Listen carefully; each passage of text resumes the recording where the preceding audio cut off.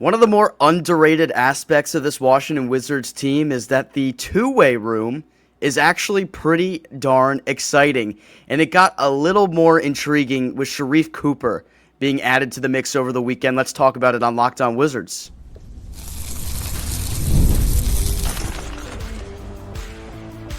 You are Locked On Wizards, your daily Washington Wizards podcast, part of the Locked On Podcast Network.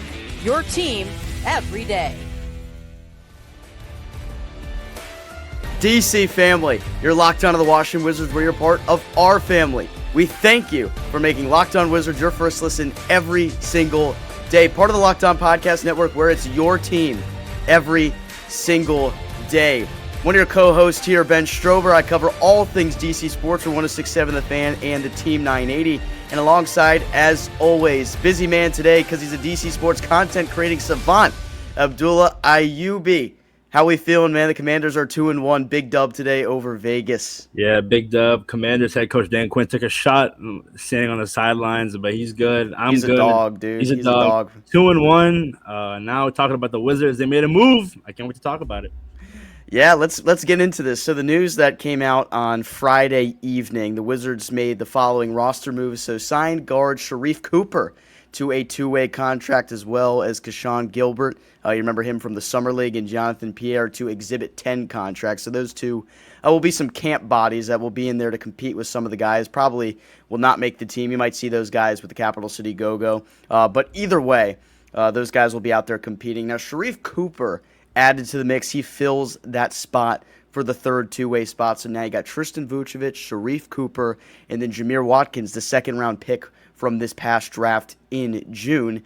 It's an intriguing room, and Cooper, you may remember him. If you don't, it's because it's been a minute for him, really. He actually just spent the last year playing overseas most recently, but in his time when he was, first of all, a five-star recruit out of high school, he was the number one player out of the state of Georgia at one point back in 2019, I believe, and he was dominant in college as well. Played 1 year at Auburn, where his freshman season he averaged over 20 points per game, and he was just viral. I think personality-wise, he was a big-time name at one point, and then also really was just a guy that seemed like he may take the league by storm at some point, but things didn't exactly pan out for him quite yet at the next level after he got taken in the second round, but he's still fighting for some opportunities, and now the Wizards get him on this two-way contract, which makes the room a little bit more interesting. AB, I know he's a guy that you probably remember watching a lot from a couple years back, and you were pretty excited, actually, when they made this move, so I kind of wanted just to gauge how you were feeling about it. Yeah, Sharife Cooper was in the same high school draft class as Jalen Green, Josh Christopher, and I loved his high school mixtape. There was one play where he had this insane behind-the-back layup, and it was so smooth, and I really thought his game was going to translate, but I think ultimately due to his size, the very limited opportunities he could have gotten in the next level. But now in DC, where, again, a young squad and giving out these two-way contracts, why not sign guys that actually could have potential on this roster? And I love it. Sharife Cooper, I think, like you mentioned, what he did in his Auburn his freshman year, he can hoop, and it's all about opportunities here. And I just know for sure that he's definitely going to contribute in the Capital City Go. And we've seen the Capital City Go development. Jordan Goodwin, Justin Champagnie recently. These guys in the G League can develop in DC, and you bring them on to a Wizard squad where, again, we're not going to be expected to win and go out there and play with zero expectations. You can go out there and not be scared about if I mess up or there's just amount of stress or pressure on us. So going back to Sharife Cooper, I love the move, Ben. And again, you're just adding meaningful players to a team that's trying to find their identity. And maybe Sharife Cooper could be that guy that comes off the bench down the line and hopefully find a home here in Washington. His most recent stint in affiliated ball in the NBA, he was with the Cleveland Charge back in the 2023 season. He averaged 19.5 points per game and 8 assists while shooting around 37% from beyond the arc. So the kid can score. You mentioned the size at 6'1", maybe has been the biggest thing that has held him back at the next level. Would have to imagine that defensively hasn't been able to really find his footing. Maybe not a guy that you're going to want out there playing super meaningful minutes defensively, but the Wizards are going to be in a position where I hope they're better defensively, but overall I think the Wizards have a lot of holes on the roster right now, including the size, which is going to be an issue for them overall. that's going to make it hard for them to defend in certain situations. They're not going to rebound very well also. So maybe at some point in the year, if we do see some action for Sharife Cooper, they're probably just going to have him out there to see what he can do scoring-wise with the basketball, because he's got the talent. He can shoot the basketball really well from the outside. He's super athletic. You just go back and watch his mixtapes from college and high school if you want to see some of the peak athleticism you get from a guy who's maybe a little bit undersized. But this room is interesting because now you got versatility across the board in terms of the guys that you have on the two-way contracts. Because one, with TV, he's a guy that we're going to see a lot more of. He only played in 10 games in his rookie season, and then last year upped the ante quite a bit. You get 50 games maximum, and I expect Tristan Vukcevic to be relatively close to that this year. For a team that really could use some size and some depth at the position, you'd love to see him out there showing what he can provide, because he's been efficient in the minutes where he has actually played for this Washington team. And then Jamir Watkins, a guy who seems like a project player for this Wizards team after taking him in the second round, but defensively an absolute force. 3.5 steals per game in the 5 Summer League contests that he did play. He is a menace, a freak athlete. Are they going to be able to develop him in terms of an offensive game to be a guy that's useful for them on the floor? That'll remain to be seen, but he's going to definitely get plenty of minutes on the go-go and opportunity to shoot a lot of threes, because he took such a high volume of three-point shots. He shot 11 in one of those games, I think, in the Summer League, if I remember correctly. So if you can morph that guy into a 3-and-D style player that can actually go out there and contribute off the bench 10 to 15 minutes per game, or maybe even less at that at some point, but just play really good on-ball defense, get hands in the passing lanes. He's very instinctive in the way he plays defense. And that's what I liked so much about him. So I'm excited to see that guy play as well, because I feel like he brings a different dynamic defensively that can help out some other guys around him as well. It's going to be fun when they actually have these guys up getting some NBA minutes. Tristan Vukcevic obviously is the guy that you really hope to see the most of him, though, AB. I was shocked, Ben, when I saw Jamir Watkins' wingspan. He's 6'5". I think he almost has a 7-foot wingspan. Then what he did in the Summer League when it came to steals, I was like, man, this guy could be, if he could develop really well defensively, he could be a really huge help here in DC. Because like you mentioned, we're not that good defensively, haven't been good in a while. And for a guy who can find his way on this roster, hey, maybe he can't shoot the ball, maybe he can't pass it, but if he can get steals, he's definitely going to find himself getting minutes on this team. And going back to TV, Ben, I agree. This guy, when given the minutes, I always say he produces. There were times last year where I was so frustrated seeing Rashawn Holmes out there, but I'm hoping that Coach Keefe realizes that this year you got to unleash TV. He's a guy who, when we saw going into his rookie year, didn't know much about, and last year we saw those, I think it was that last game against Miami where he balled out. So I think Ben, I was going to ask you, when it comes to the two-way players, I think he's going to get the most games out of Watkins and the other guys. Do you agree with that? Yeah, I think that's the pretty easy choice, because one, we saw an increased role in production for him last year when he actually got to play minutes, especially down the stretch. I'm pulling up the official game logs here. But last year, 9.4 points per game for him, average 4 rebounds, 49.6% from the field in the opportunities he got. But he got up to 35 games, which was a 25-game increase from the year before. So that was exciting to see. Maybe you see him play 45 to 50 games this year. I know Marvin Bagley comes back. He'll be a little bit of depth that you can have off the bench, a guy that could play behind Alex Sarr at the 5 position. But you want to see TV out there as well, because he could be your 5 on certain occasions, and then you have Alex Sarr play the 4. I mean, a lot of Wizards fans, you guys say every day, Alex Sarr needs to play the 4 long term. He is not a center at this level. All right, so let's see Tristan Vukcevic get some minutes at the 5, see what he can do, and let Alex Sarr try to cook what he can do at the 4. I agree with. I think, again, a front court of those two. A lot of people want to talk about how Alex Sarr is better at the 4. Let's see if Tristan Vukcevic can excel at the 5. But the one thing about these two guys is the rebounding. If your 4 and 5 can't average 7 to 8 to 9 rebounds a game, then it's a little concerning. But I'm hoping year 3 of Tristan Vukcevic, year 2 of Alex Sarr, that these guys will figure out how to be more aggressive in the paint. Tristan Vukcevic has a nice touch, so that mid-range shot, 3-point shot is going to be great. Defensively, both of them need to be better. I think Alex Sarr definitely has a higher ceiling. But I think Tristan Vukcevic can get there. It's just a matter of effort and the positioning that he puts himself on the court. Yeah, that's exactly right. How much should we see from these guys? How many minutes, how many games will we see from the guys on the two-way contract? We'll tackle the answer to that question to the best of our ability when we are back on Locked On Wizards. Caffeine just got a flavor upgrade. 5-hour energy shots delivered tasty caffeine in 17 bold flavors. Each 2-ounce shot packs the caffeine of a premium 12-ounce cup of coffee, plus B vitamins and nutrients with zero sugar and zero crashes. What I love most is how portable they are. Big taste in a tiny shot. You can take that anywhere and get that boost when you need it. One of my favorite flavors that I get is the lime, the lemon lime, because it's been refreshing and it just kind of reminds me of drinking a Sprite when I was younger. One of the new limited ones I've been eyeing is the pumpkin spice. It's fall, pumpkin spice, and it's just one of those things where every time you see pumpkin spice on the shelf, you feel like you got to try it, and it just seems like the perfect one to try next. I take 5-hour energy shots because how portable they are. I can easily store them in my backpack, and it's very, productive what I'm able to do with it when I can just take it out at work. I love how fast it kicks in. It's sugar-free, so I don't have to worry about crashing later. Enough with boring, flavorless caffeine. It's time to give your caffeine a flavor upgrade with 5-hour energy shots. Get the favorites you love, or be bold and try something new in-store and online at www.5hourenergy.com or Amazon today.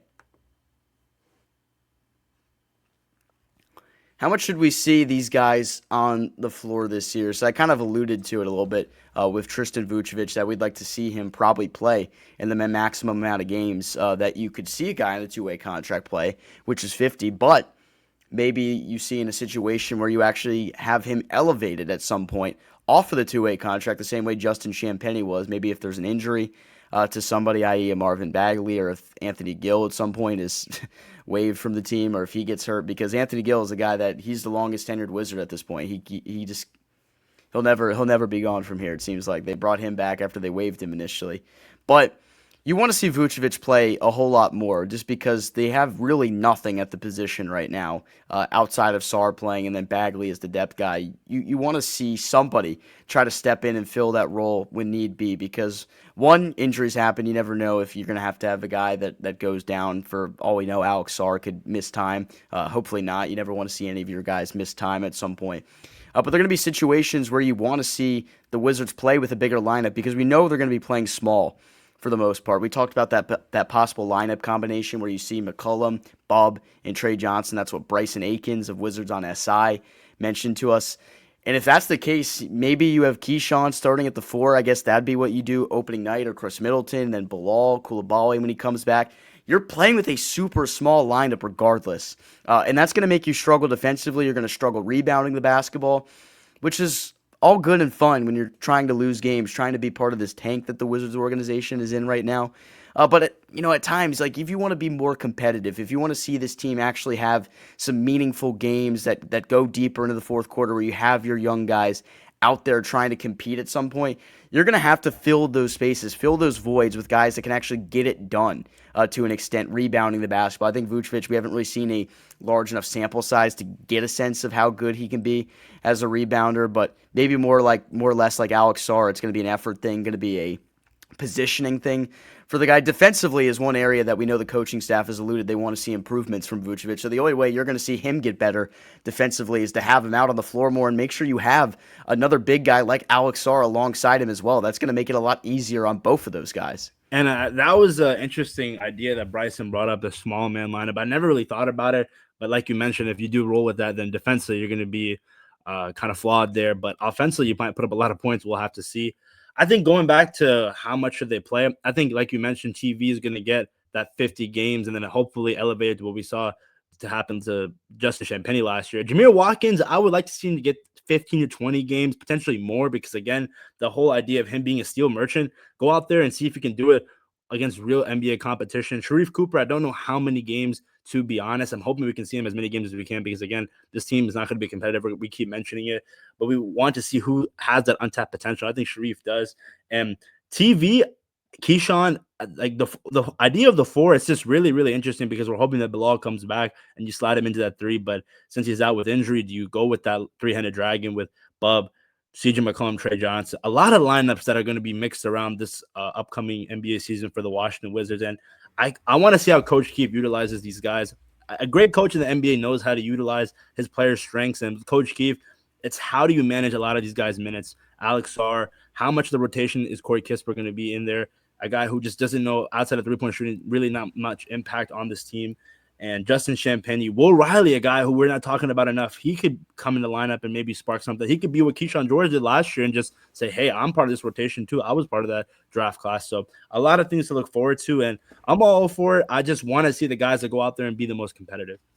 Yeah, I'm kind of wondering maybe with Sharife Cooper, because obviously at the limited size, maybe you see him get some point guard minutes for this team at some point, especially considering this team doesn't really have a true one. And maybe Cooper even almost falls into the category a little bit as a guy that you'd see more as a combo guard, because he's a really prolific scorer of the basketball, but he can play make as well. The 8 assists that he had in the G League last year. So, I kind of take that back in a way. I think you could see him actually just slot in and get some minutes off the bench as a point guard. Maybe you see him play those minutes at some point if they elect to go that direction. Maybe A.J. Johnson, either he goes down or they're just not feeling him on a certain night. Maybe, you want to give him a breather at some point off the bench, and you let Sharife Cooper get some minutes off the bench as a point guard. I don't know.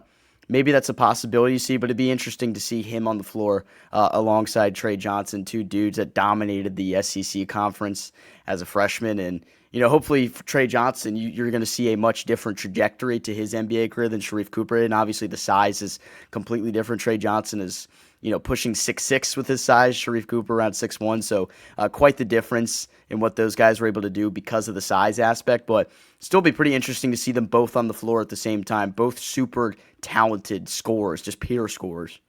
I think at the end of the day, we want that lineup where we're going to be the most competitive, but we also, as much as I love offense, I need to see this team be better defensively, Ben. Even though if it's a small margin, like there's just another year where you're bottom 3, bottom 5 in a lot of these defensive categories. It's concerning because at what point do we keep telling Wizards fans like, hey, be patient, we're going to be better defensively, when clearly look at the stats. We're not going to, as much as we want to say it, it's not true. So I'm hoping that Coach Keefe puts the idea in these guys' heads saying, we're a young team. I get it. With a lot of shots, a lot of aggressiveness comes inefficiency, but I need to see you go out there and go after those 50-50 balls. Alex, you're the tallest dude on the court. You need to be able to average more than 7 to 8 rebounds a game.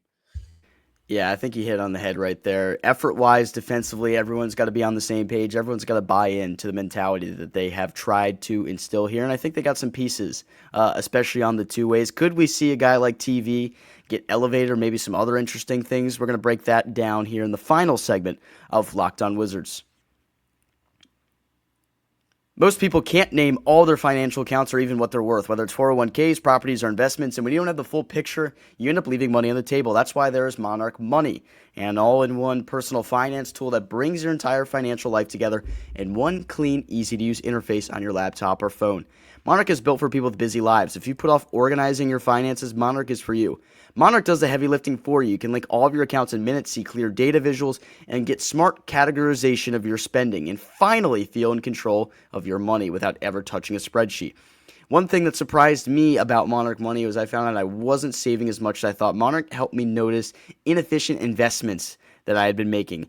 Because I was able to maximize those investments, I could increase my savings and review my finances with my partner, and I kept a clear view of my financial health week to week and made long-term goals. Don't let financial opportunities slip through the cracks. Use code LOCKEDONNBA at monarchmoney.com in your browser for half off your first year. That's 50% off your first year at monarchmoney.com with code LOCKEDONNBA.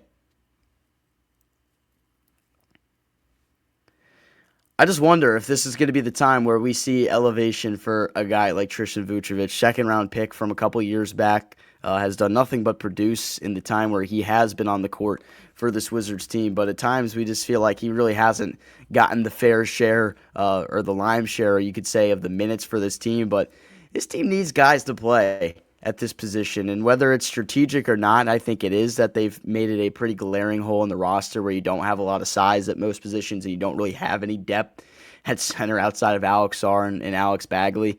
This might be the situation Marvin, you said Alex Bagley. Marvin Bagley, you mean? Alex Sarr and Marvin Bagley. But it's been a long day. Tristan Vukcevic, the potential is there for that guy, especially what he can do offensively. And I look back to the last game of the season, efficient 9 of 12 from the field, 28 points and 11 rebounds, so double to close out the season for Vukcevic against Miami. And I feel like that's the kind of numbers you could see from. I'm not saying you're going to see that every single night from the guy, but he has the potential to pop off for you, especially offensively. Very skilled with his touch around the basket is something that sticks out with me. He's good at using his size. You got that little post hook that's looked good for him at times. If you can get him the basketball down low and let him go to work, he's got pretty good footwork, honestly, down low under the basket, and that's something they can utilize well. And I feel like every player on this team can learn something from the other, because maybe at times you could see the footwork from TV, something that Alex Sarr could actually pick up on and add that to his game, because I think that's something that we'd like to see Sarr work on. Get a little more comfortable around the rim at times. I feel like Alex Sarr, you see him get under the basket, he tenses up a little bit. Loosen up. Learn something from Tristan Vukcevic, and if you give him an opportunity to maybe get elevated and play alongside of him, if that's the best lineup you can put out, where you have those two on the floor together and you still find yourself losing enough games or whatever's happening, I don't see why you don't just keep running that out there, because you want to compete and you want to find out what you have long term. There's just so many minutes to go around, which is really the biggest problem here. Like, there's just so many dudes that have to try to fight for minutes on this team that I don't know who would become the odd man out in this situation. It's really difficult to kind of gauge how that's going to be, but at the end of the day, the basketball on the court will speak for itself, and we'll figure out a lot of things probably within a couple of weeks. Yeah, 28 and 11. I think if you get 15 or 10, 15 and 10 from Tristan Vukcevic tonight, that's amazing. Like you mentioned, when given those minutes, and I always keep saying it, he can go out there and produce. And it's going to be interesting because there's so many narratives around this team, where whether it's the year two of the big three and Keyshawn, Bub, Alex, Kent Whitmore, he wants to find a spot here in DC. Like you mentioned, who's the odd man out? I think it is, as of right now, Corey Kispert, and I'm leaning towards Will Riley a little bit just because he's such a young guy who's very, very raw offensively. I think Justin Champagnie will crack the rotation because he's a guy that can play defense, shoot the ball. And I just think, like, Marvin Bagley, like, journeyman for sure, was a big fan of him coming out of Duke. I just think right now it makes more sense to put more attention to TV because he's a young guy who, a second-round pick, like I always mention this, second-round picks in DC just aren't a thing for as long as we've been fans. So I'm hoping that this team puts more care into development of Tristan Vukcevic, because as much as I love Bilal Coulibaly, who knows Bilal's future here in DC with the injury history, I want him to be here for the long term. But maybe TV can go out there and say, hey, your first-round pick didn't work out. I can go out there and ball out. So we'll just have to see how it all pans out. But like you mentioned, these rotations, like, every night we're going to be talking about a different rotation, man, and we're going to be questioning a lot of things, but we're hoping that Coach Keefe can figure it out. It's probably going to get tiring at some point for us, because we're going to have to study all of the different lineup combinations that we see them put out there every single night, and it's going to be different so often. I mean, you might see a guy play 20 minutes one night and then only 5 the next night. I feel like it's just going to be that kind of situation. Everyone's going to have to earn all the minutes they get, and there might be nights, especially on your team, where you're not competing for much, you are focused on development, where a guy might not play that much just because they say, hey, like, we're trying to get a different look at something today, so we're not going to have you out there as much today. That's kind of how it is. And I think at the end of the day, whatever Coach Keefe does, I'm hoping that he learned from what he did last season.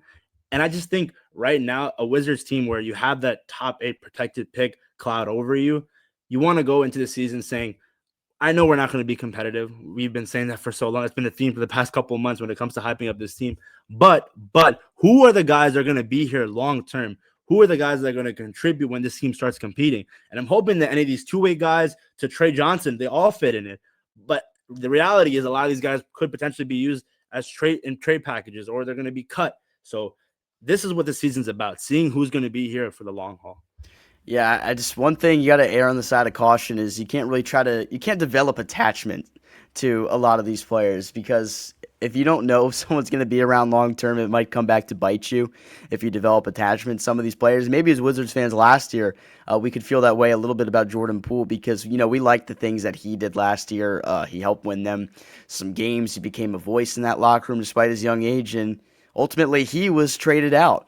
So the organization can do some different things financially, and that's just kind of the business side. That's how it is in any sport. But when you're on a team that has 12 guys under the age of 24, obviously a couple years from now, plenty of those guys will not be here anymore. That's kind of just the reality of the situation the Wizards are in. So it's going to be tough to really get attached to what any of these players are, unless you have a bona fide superstar. If Trey Johnson goes out there and he's scoring 20 points a game, then buckle up because you're going to be in for the long run with a guy like Trey Johnson. The guys that are picked super high, like Alex Sarr, Trey Johnson, those are going to be dudes who are priority going forward. Even Bilal, you could say, like, now, obviously, he's more under the microscope now because he's in his third year and he's had some of the injury history. But still, he's a guy that if he shows them just a sliver of potential and hope in what they want to see from him long term, he's a guy that they would prioritize to keep him around long term, unless somebody else steps up like a Cam Whitmore or a Keyshawn George and they say, wait, maybe this guy's who we want around long term. That's just the kind of season it's going to be for the Wizards, but I'm glad that the two-way room has shaped up the way it has. I think it's going to make it pretty exciting as the season rolls along, Abdullah. 100%. Those two-way guys give us a reason to keep in touch with the Capital City Go-Go. A lot of NBA teams don't really, at least NBA fans don't really keep up with their G League team, but like the team with the Capital City Go-Go with their track record, they can develop young guys. Yeah, absolutely. All right, that'll do it for us today here on Locked On Wizards. We thank you for making Locked On Wizards your first listen today and every single day. If you aren't part of the DC family, like and subscribe. It's free. It helps the channel grow. The best Wizards coverage you can find in town. It's right here on Locked On Wizards, free and available on YouTube and wherever you get your podcasts. For your second listen, be sure to check out the Locked On NBA podcast for the top 100 list. Find out if any Wizards were in the top 100. There is one if you missed that video. You can go back and find out who was in the top 100 for the Washington Wizards. Coverage keeps on rolling here on Locked On Wizards. For my co-host, Abdullah Ayyubi, I'm Ben Strober. We'll catch you tomorrow.